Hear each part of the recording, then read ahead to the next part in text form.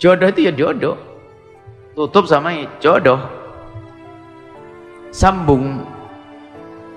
Kalau masalah istri, ada hari ini istrinya, besok cerai, jodoh menjadi tidak jodoh. Baik, ini adalah pembahasan. Nanti yang repot lagi ada orang yang jodohnya sudah mati, bingung dan tidak nikah nanti. Baik.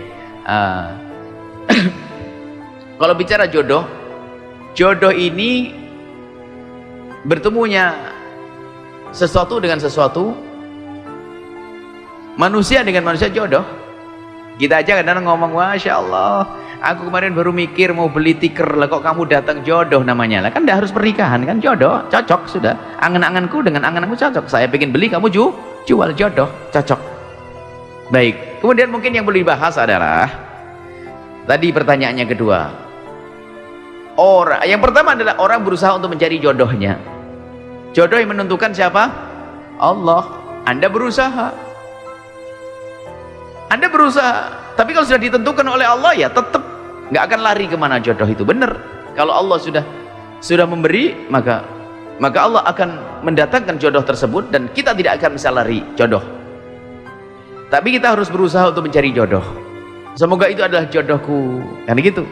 Makanya Allah memberikan pada kita akal, ada kriteria, ada akal untuk memilih kriteria, dan akalnya akal orang yang beriman. Tungkahul mar'atu li arba'in, jika kau ingin menikah, carilah wanita yang seperti ini. Agamanya paling dulu, boleh cantik, boleh berharta, boleh perilaku yang lembut, akan tapi yang perlu kita utamakan adalah agamanya. Sama seorang perempuan kalau milih suami, mikir dong, gunakan akal itu penting. Coba akal sehat akan selalu mau diajak berpikir. Anda seorang wanita, apakah berani ngomong, ya nah itu kan jodoh saya? Nggak bisa ngomong gitu. Bisa ada orang hitam, bau, jahat, mau ngomong itu jodohku? Ya nggak mau,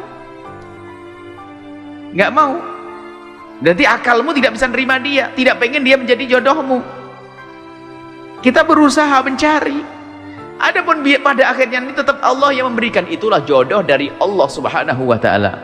Adapun kalau jodoh, kalau orang sudah menikah itu bagaimana nanti di akhirat, ketemu lagi enggak? Nih cintanya sehidup sematinya.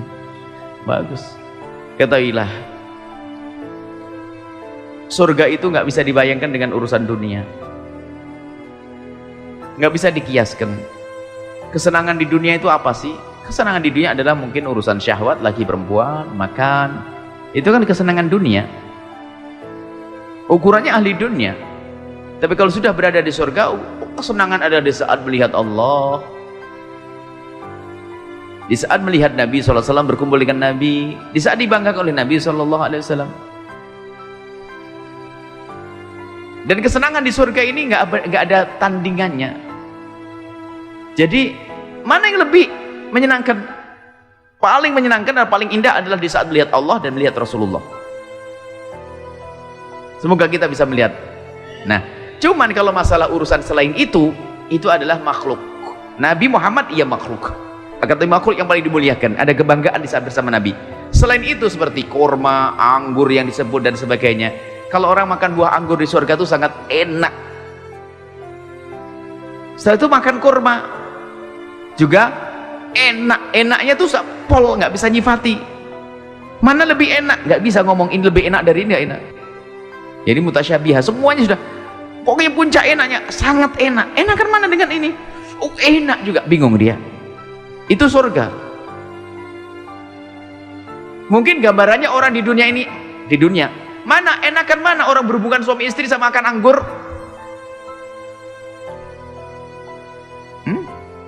Kan bisa gimana ya? Saat bangkit syahwat mungkin hubungan suami istri, dia akan lagi capek, mungkin buah anggur ya enak, lagi haus. Buah anggur, bukan minggu anggur kolek, bukan anggur mabuk, kan buah anggur atau buah kurma, anggap buah apel ya, buah jambu, mana lebih enak? Nggak bisa dibanding hal semacam itu juga. Di dunia saja nggak bisa bandingin. Tapi sesuatu enak kalau sudah pada waktunya, ya kan? Lagi lapar enaknya makan. Lebih lapar hubungan suami istri di sana.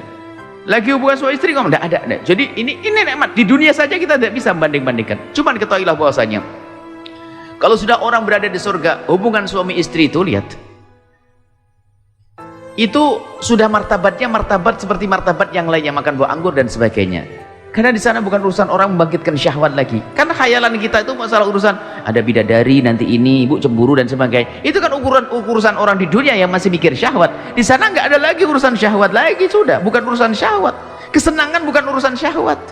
Apakah syahwat tidak ada? Allah beri syahwat, tapi kesenangan, mana syahwat itu kesenang. Syahwat makan kan? Syahwat mau makan sehingga kita senang makan. Kalau bahasa Arab ada syahiyah, semangat. Semangat makan itu apa namanya? Nafsu makan. Nafsu makan. Hubungan suami istri nafsu.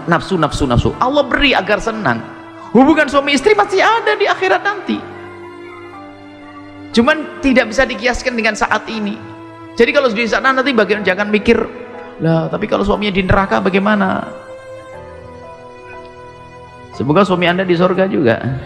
Suami neraka bagaimana? Kok mikir nanti? Saya tidak punya jodoh. Kok mikir? Kalau sudah di surga minta apa saja bakal dikasih oleh Allah.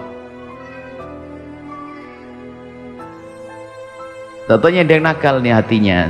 Berarti saya minta suaminya orang itu saja nanti di akhirat. Ini kan urusan syahwat sudah. Ngomongnya di dunia, di akhirat nggak mikir gitu lagi. Misalnya Anda berkhayal ada seorang suami baik, ya kan?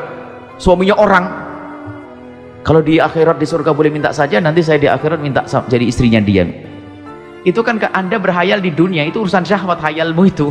Kalau di akhirat nggak ada itu semuanya. Karena apa? Kalau sudah masuk surga Allah semuanya indah, tidak pernah terlintas di benak kita, tidak pernah mata kita melihat, semuanya serba indah dan semua akan diatur oleh Allah dengan indahnya. Jadi makanan, minuman semuanya, anggur, yang dia anggur nggak ada memabukkan di sana, tapi semuanya indah, susu dan sebagainya kan khayalan. Dan kadang Allah Subhanahu wa taala kadang menggambarkan dalam Al-Qur'an sesuatu yang bisa kita bayangkan di dunia itu untuk mendekatkan pemahaman. Tajri min tahtihal anhar, ada sungai yang mengalir, kan gambarannya indah kan, ada rumah, ada sungai, oh gemericik suaranya, gitu kan. Ini kan untuk mendekatkan agar kita rindu keindahan, tapi keadaannya nanti gak seperti itu. Hari ini kita melihat gemericik air, ada sebuah tanah, tatanya ada sungai, ada air terjun suaranya indah. Itu kan di dunia, tapi di akhirat tuh enggak. Di akhirat semuanya sangat indah. Dan jangan bicara sahabat, nggak ada istilah cemburu nanti di sana tuh. Duh, suami saya sama bidadari. Ini Anda khayalanmu yang ada di dunia, belum apa-apa sudah cemburu. Masuk surga dulu, nanti nggak akan ngomong lagi, diem sudah. Tunggu aja surga Allah. Kemudian kalau ada bicara bidadari dan manusia, ketahuilah wanita dunia itu jauh lebih mulia daripada bidadari. Sebab istilah bidadari yang disebutkan dalam Al-Quran hadis Nabi itu nanti di surga tidak beda seperti buah-buahan yang lainnya. Tapi manusia wanita ahli surga adalah ada amal solehnya. Keindahannya tidak bisa dibanding dengan bidadari. Bidadari Allah ciptakan di akhirat nanti di surga. Tapi wanita ahli surga dari bumi punya amal soleh, keindahannya nggak bisa dibanding. Gak usah cemburu nanti. Jadi kalau di dunia itu ibaratnya begini, Anda cemburu sama kucing.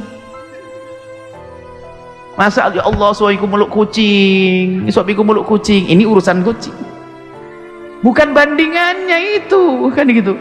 Di akhiratnya ada soal Anda menuntut nggak adil Allah, ada bidadari nggak ada bidadara lah, ini banyak sudah kemana-mana omongannya ini. Masuk surga dulu nanti baru diem. Jadi kalau sudah di surga nggak ada wanita ahli surga, Anda itu kalau di surga nggak bisa dibanding dengan bidadari, bukan bandingannya. Karena Anda punya amal soleh, Anda punya sholat, Anda punya ibadah. Jadi bukan bandingannya. Bidadari itu adalah pelengkap yang ada di surga, seperti halnya ada buah-buah.